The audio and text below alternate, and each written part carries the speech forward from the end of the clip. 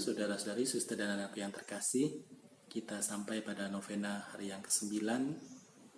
Besok kita akan merayakan Hari Raya Pentakosta, di mana Roh Kudus turun dan menyertai kehidupan kita dan kehidupan dunia.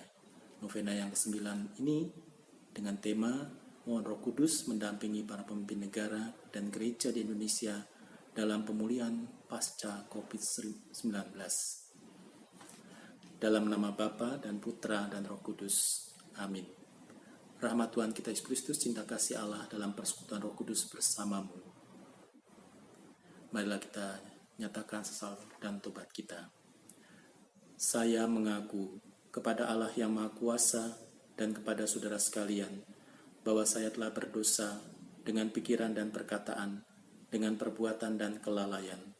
Saya berdosa, saya sungguh berdosa.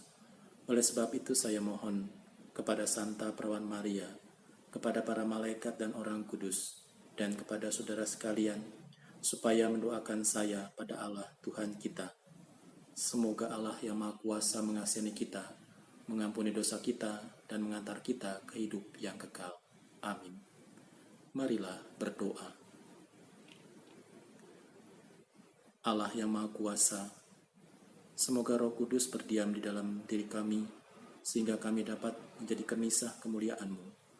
Dampingilah para pemimpin negara dan gereja di Indonesia dalam pemulihan pasca COVID-19, sehingga kehidupan bangsa dan negara kami boleh pulih seperti sedia kala.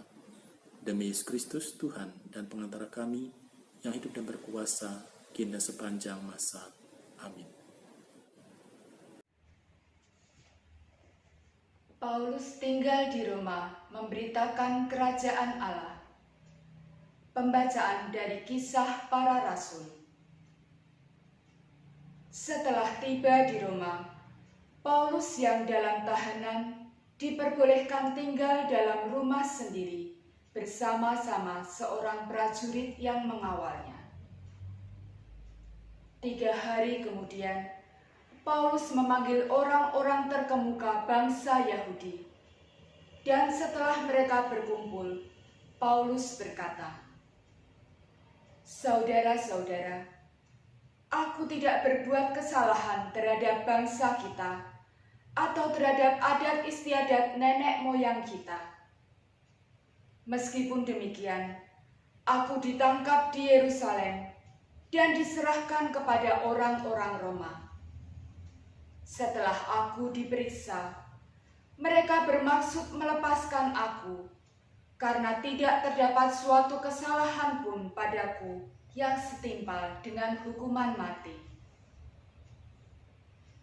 Akan tetapi orang-orang Yahudi menentangnya, dan karena itu terpaksalah aku naik banding kepada Kaisar, tetapi bukan dengan maksud untuk mengadukan bangsaku. Itulah sebabnya aku meminta supaya boleh bertemu dan berbicara dengan kamu. Sebab justru karena pengharapan Israel lah aku diikat dengan belenggu ini."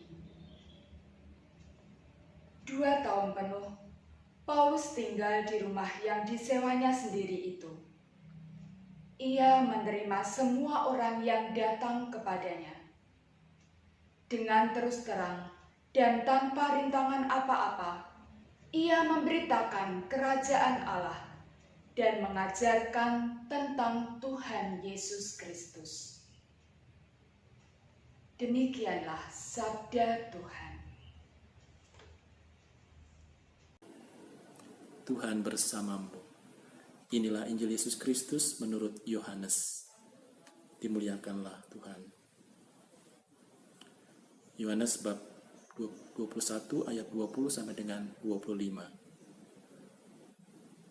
Ketika Petrus berpaling, ia melihat bahwa murid yang dikasihi Yesus sedang mengikuti mereka, yaitu murid yang pada waktu mereka sedang makan bersama duduk dekat Yesus dan berkata, "Tuhan, siapakah dia yang akan menyerahkan Engkau?"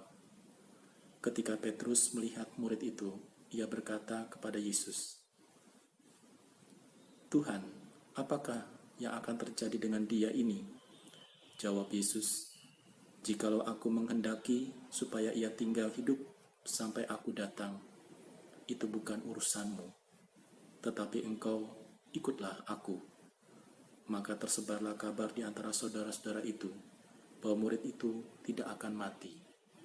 Tetapi Yesus tidak mengatakan kepada Petrus bahwa murid itu tidak akan mati, melainkan, "Jika aku menghendaki supaya ia tinggal hidup sampai aku datang, itu bukan urusanmu."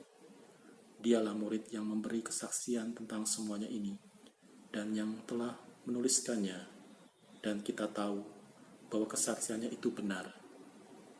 Masih banyak hal lagi yang diperbuat oleh Yesus, tetapi jikalau semuanya itu harus dituliskan satu persatu, maka agaknya dunia ini tidak dapat memuat semua kitab yang harus ditulis itu. Demikianlah Injil Tuhan. Terpujilah Kristus. Bapak, Ibu, saudara-saudari, suster dan anakku yang terkasih, novena hari yang ke-9 ini kita mohon bagi pemimpin gereja dan juga bagi pemimpin negara. Tentu tidak mudah melakukan pemulihan setelah pasca COVID ini. Mungkin sebagian orang berpikir bahwa pasca COVID ini sudah benar-benar pulih. Kita tidak perlu lagi waspada, kita tidak perlu berhati-hati, namun justru diperlukan kehati-hatian dan kewaspadaan pada masa pemulihan ini. Sehingga dengan demikian kita tidak jatuh ke dalam bahaya dan wabah kembali. Oleh karena itu memang tetap diperlukan protokol-protokol yang mengatur kehidupan kita. Dan itu semua ada di tangan para pemimpin, baik negara maupun gereja. Oleh karena itu kita berdoa bagi para pemimpin negara maupun gereja. Semoga mereka dengan bijaksana, kami dengan bijaksana, melakukan protokol-protokol yang diperlukan dalam rangka pemulihan pasca COVID-19 ini. Pemulihan itu tentu mencakup seluruh hal, bukan saja satu bidang, tetapi juga banyak bidang. Terutama yang kita rasakan adalah di bidang ekonomi. Seperti yang kita mohonkan dalam novena yang ke-7 kemarin, bahwa kita mohon pada Tuhan kecukupan pangan di negara kita.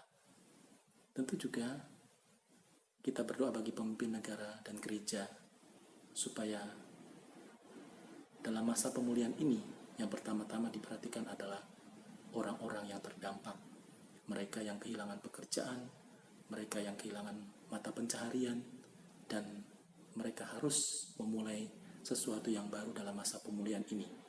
Semoga ada banyak kebijakan-kebijakan dari negara dan juga tentunya dari gereja yang membantu saudara-saudara kita untuk bisa bangkit dan pulih kembali ekonomi mereka. Di samping itu tentu juga bukan hanya ekonomi, tetapi juga bidang-bidang yang menunjang, antara lain tadi kesehatan. Bagaimana protokol kesehatan juga tetap dijalankan di rumah-rumah sakit, di tempat tinggal kita masing-masing, ataupun di tempat-tempat umum. Sehingga dengan demikian, bahwa seiring dengan pemulihan ekonomi juga pemulihan kesehatan.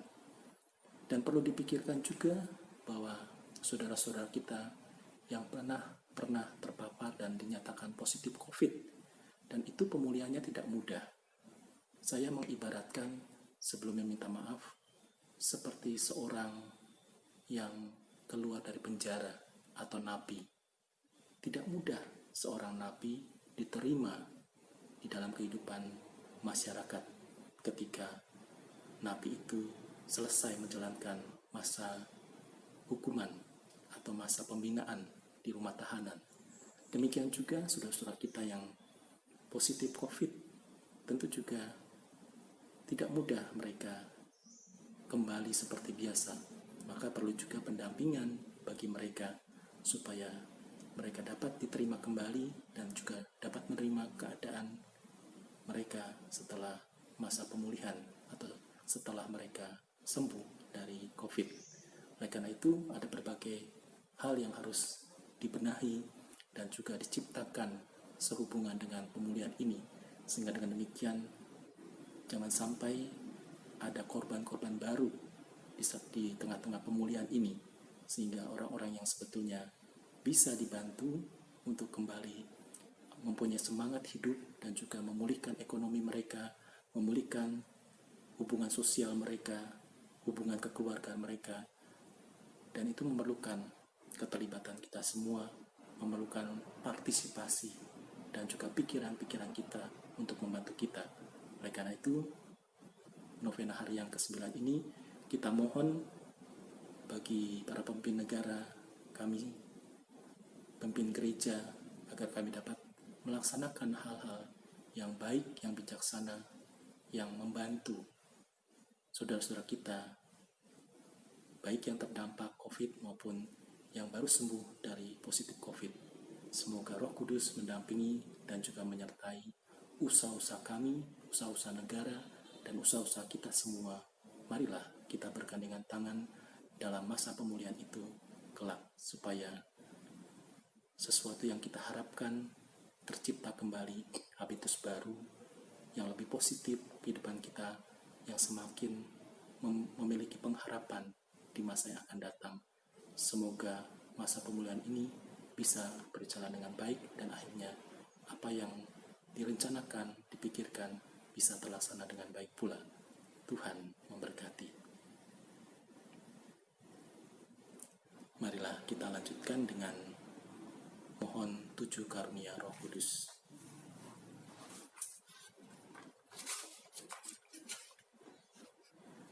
Datanglah ya Roh Hikmat, turunlah atas diri kami. Ajarlah kami menjadi orang bijak, terutama agar kami dapat menghargai, mencintai dan mengutamakan cita-cita surgawi. Dan semoga kami Kau lepaskan dari belenggu dosa dunia ini. Datanglah ya Roh pengertian, turunlah atas diri kami. Terangilah budi kami, agar dapat memahami ajaran Yesus Sang Putra dan melaksanakannya dalam hidup sehari-hari. Datanglah ya Roh nasihat, dampingilah kami dalam perjalanan hidup yang penuh gejolak ini. Semoga kami selalu melakukan hal yang baik dan menjauhi yang jahat. Datanglah ya Roh keperkasaan, kuatkanlah hamba-Mu yang lemah ini, agar tabah menghadapi segala kesulitan dan derita. Semoga kami Kau kuatkan dengan memegang tangan-Mu yang senantiasa menuntun kami. Datanglah ya Roh pengenalan akan Allah, ajarlah kami mengetahui bahwa semua yang ada di dunia ini sifatnya sementara saja. Bimbinglah kami agar tidak terbuai oleh kemegahan dunia. Bimbinglah kami agar dapat menggunakan hal-hal duniawi untuk kemuliaan nama-Mu.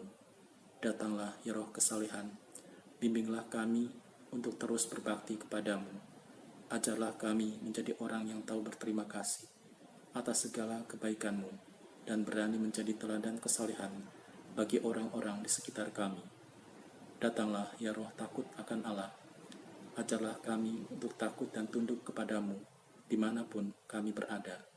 Tegakkanlah kami agar selalu berusaha melakukan hal-hal yang berkenan kepada-Mu. Kemuliaan kepada Bapa dan Putra dan Roh Kudus, seperti pada permulaan, sekarang, selalu, dan sepanjang segala abad. Amin. Tuhan bersamamu. Semoga kita sekalian, keluarga dan paguyuban kita, usaha, pekerjaan, karya pelayanan bangsa dan negara, dan semua yang kita doakan, terutama pemimpin bangsa dan gereja, senantiasa dilimpahi oleh berkat Allah yang Maha Kuasa, Bapa dan Putra dan Roh Kudus. Amin.